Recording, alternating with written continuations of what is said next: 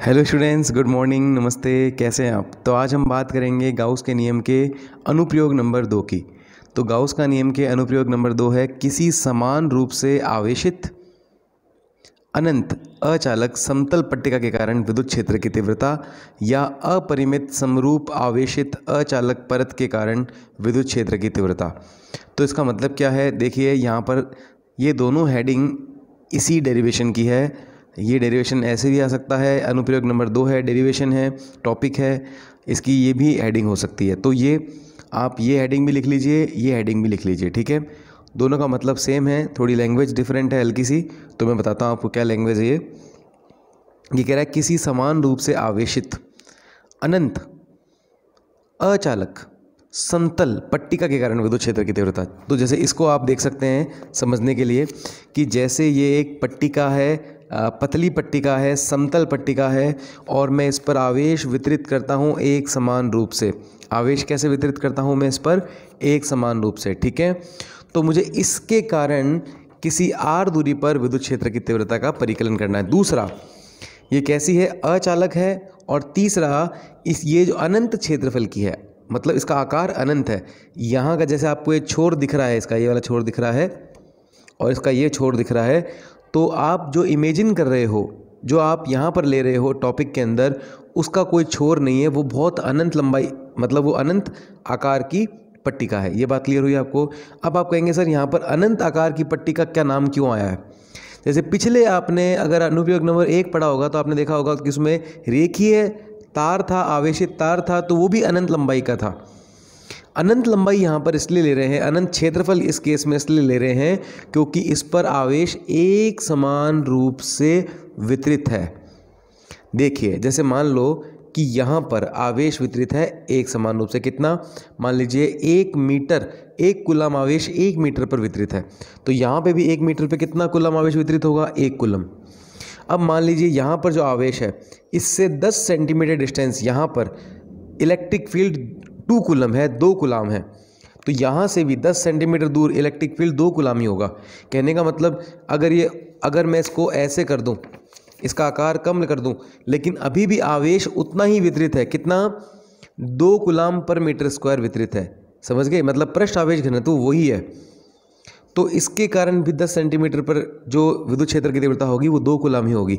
अगर मैं इसका क्षेत्रफल बढ़ा देता हूँ तब भी क्या होगी? वो ही रहेगी, क्योंकि बात यह है कि विद्युत क्षेत्र की तीव्रता आवेश के घनत्व पर निर्भर करती है।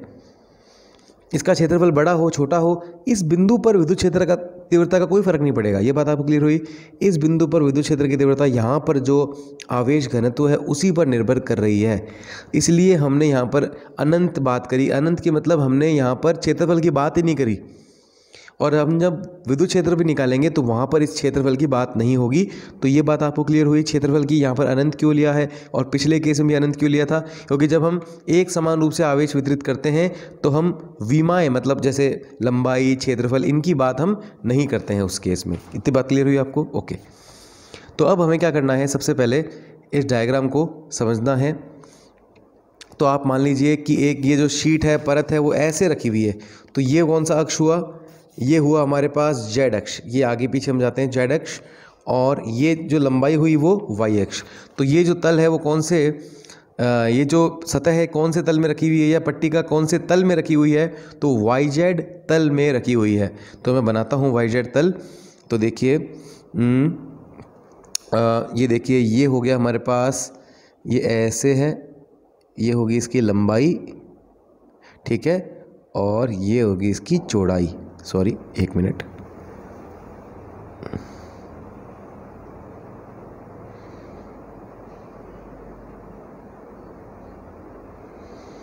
ओके, अब देखिए ऐसे। तो देखिए ये जो तिरछी लाइन है ये जेड अक्ष को प्रदर्शित करती है। आपको मैंने पहले भी कई बार बता रखा है। तो देखिए मैं क्या करता हूँ, ये जो है आपके, ये हो गया आपका जेड अक्ष, और ये जो रेखा है लंबी वो होगी आपके वाई अक्ष।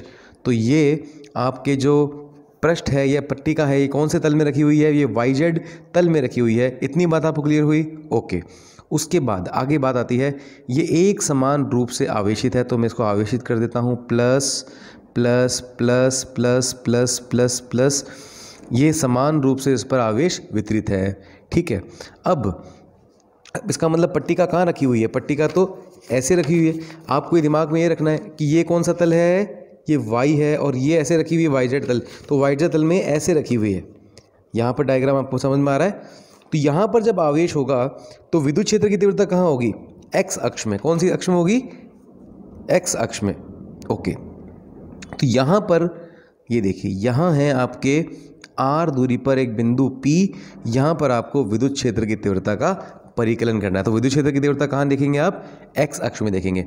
तो इतना डायग्राम आपको क्लियर हुआ? ओके, तो ये तो बात होगी हमारी बेसिक की क्वेश्चन में क्या कह रहा है, टॉपिक में क्या कह रहा है। अब हमें गाउस के नियम से इस बिंदु P पर विद्युत क्षेत्र की तीव्रता का परिकलन करना है। अब गाउस क्या कहता था कि जब भी आपको विद्युत क्षेत्र की तीव्रता का परिकलन करना होता है तो एक गाउसियन पृष्ठ बनाओ, और गाउसियन पृष्ठ क्या करता है? आवेश को ढकता है। तो सबसे पहले वो कह रहा है, गाउस कहते हैं कि आवेश को ढको। तो हम क्या करते हैं, जैसे मान लीजिए ये तो बहुत बड़ी है, तो हम इसके अंदर इतने इतने आवेश को ढक लेते हैं। मान लीजिए मैं इसमें थोड़ा सा ऐसे गोल कर देता हूँ, ये देखो, ये इतना इतने आवेश को मैं ढक लेता हूँ। ये देखो, इतने इतने आवेश को मैं ढक लेता हूँ, क्योंकि ये तो अनंत वो है, अनंत आकार की है ये। तो इसके पूरे को तो मैं ढक नहीं सकता, तो मैं क्या करता हूँ, इसके इतने क्यू आवेश को मैं ढक लेता हूँ। और ये इतने, यहाँ पर एक आवेश है, इसका मान रख देता हूँ मैं Q। इस आवेश का मान कितना रखता हूँ मैं? Q। और इस आवेश को मैं ढकता हूँ। तो इस आवेश को कैसे ढका जाएगा? तो आंसर है ऐसे, ये किसी बेलनाकार वस्तु से ये आवेश ढका जाएगा। जैसे ये एक आपको दिख रही है, इस तरह से मैं गाउसियन पृष्ठ लूँ तो ये देखिए ये ढक गया है, लेकिन ये उधर से उस साइड से भी ढकना पड़ेगा। तो इस तरह से ये गाउसियन पृष्ठ इसके अंदर से निकलेगा, ये देखिए। तो इस तरह से ये जो Q आवेश था मैंने ढक लिया है, कौन से पृष्ठ द्वारा? गाउसियन पृष्ठ द्वारा। ये बात आपको क्लियर हुई? ओके, तो अब देखिए मैं यहाँ पे बना रहा हूँ गाउसियन पृष्ठ। तो यहाँ पर मैं इसका इतना भाग मैं इसका ढकता हूँ, इतने आवेश को ढकता हूँ। तो यहाँ पर कितना आवेश था? तो मान लीजिए यहाँ पर Q आवेश था, तो मैंने इसके Q आवेश को मैंने ढक लिया है। कौन से पृष्ठ द्वारा? गाउसियन पृष्ठ द्वारा। तो ये गाउसियन पृष्ठ कैसा है? बेलनाकार गाउसियन पृष्ठ है। तो आप कहेंगे सर इस बार बेलनाकार क्यों हुआ? क्योंकि आप देखिए यहाँ पर एक ऐसे गोल है, उसको ढकने के लिए मुझे ऐसा गोला तो नहीं लूँगा मैं, एक बेलनाकार हम पृष्ठ लेंगे। हमें एक सममित आकृति से ढकना होता है ऐसे। तो ये क्लियर हुआ आपको? हमने बेलनाकार पृष्ठ द्वारा ऐसे ढका। ओके, अब ये बेलनाकार पृष्ठ ऐसे भी यहाँ से जाएगा, अंदर से, ये अंदर से निकल रहा है, जैसे मैंने आपको दिखाया था ना कागज़ के अंदर से। तो ये पार्ट अंदर से जो गुजर रहा है उसको मैं डैश डैश डैश करके बता रहा हूँ, और ये बाहर निकल गया वापस। तो अब आपको इतना समझ में आया। इतनी बात में वापस से बात करते हैं कि सबसे पहले ये अनंत आवेशित चालक पट्टिका है, आवेश एक समान रूप से वितरित है, yz तल में ये रखी हुई है, x अक्ष में किसी बिंदु P पर हमें विद्युत क्षेत्र की तीव्रता का परिकलन करना है, और हम विद्युत क्षेत्र की तीव्रता का परिकलन करना है गाउस के नियम से। तो गाउस कहता है आवेश को ढको। तो हमने कितने आवेश को ढका? हमने इतने आवेश को ढका, ये है Q आवेश। ये बात क्लियर हुई आपको? ओके, आगे देखो। तो Q आवेश को कौन से पृष्ठ द्वारा ढका? हमने ये बेलनाकार पृष्ठ द्वारा ढका। ये ऐसे इसके अंदर से गुजर रहा था, ऐसे। ये देखो, ये शीट है तो इसके अंदर से ये इस तरह से डायग्राम आपको दिख रहा है। ये बात पता लग रही है आपको?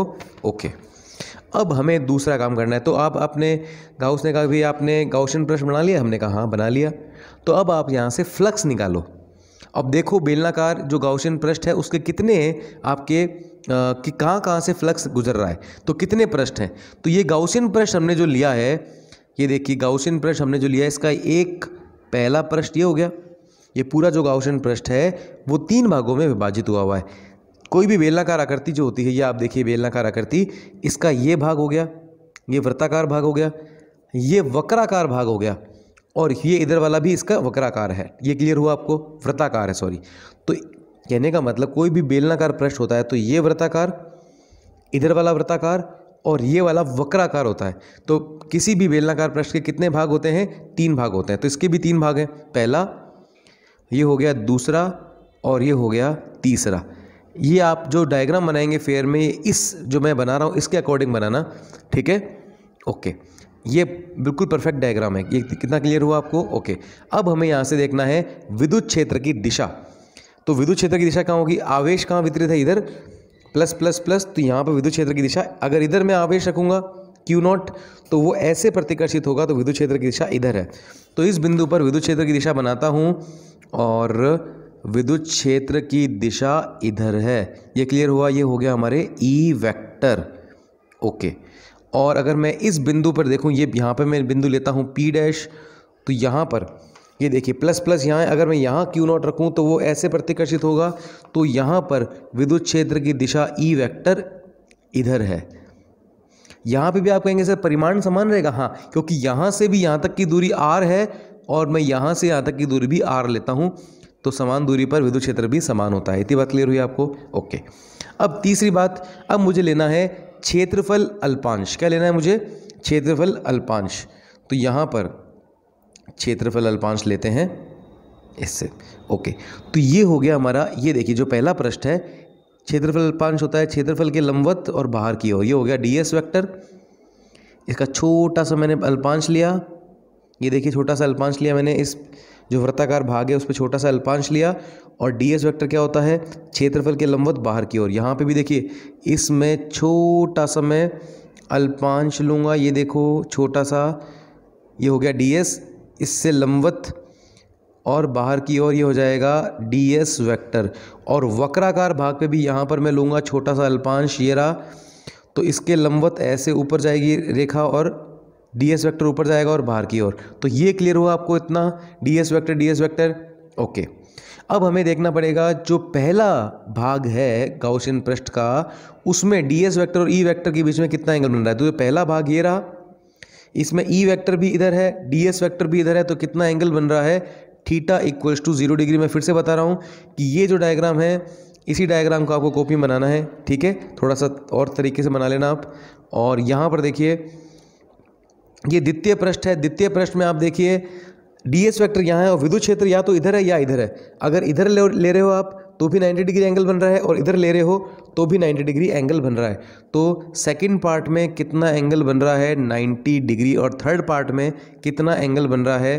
फिर से 0 डिग्री। थर्ड पार्ट में इलेक्ट्रिक फील्ड भी इधर और ds वेक्टर भी इधर, तो 0 डिग्री। इतना क्लियर हो आपको? तो अब आपको ये क्लियर हो गया है। ओके, अब हम चलते हैं इसके डेरिवेशन में। ओके, तो डायग्राम आपको वही फॉलो करना है। अब गाउस के नियम से हमें क्या करना है? आगे उसका विद्युत क्षेत्र की तीव्रता का डेरिवेशन करना है। डेरिवेशन बहुत ही ईजी है, अगर डायग्राम क्लियर हो जाता है तो डेरिवेशन कुछ भी नहीं होता। तो डेरिवेशन वैसा ही है जो हमने अनुप्रयोग नंबर 1 में डेरिवेशन किया था। तो सबसे पहले हम क्या लेंगे? गाउस का नियम लेंगे, क्योंकि गाउस के नियम का अनुप्रयोग है ये, गाउस के नियम को लेके चलना है। तो कितना होता है? Phi equals to Q/ε0। अब फ्लक्स की वैल्यू कितनी होती है? Integration E vector dot ds vector.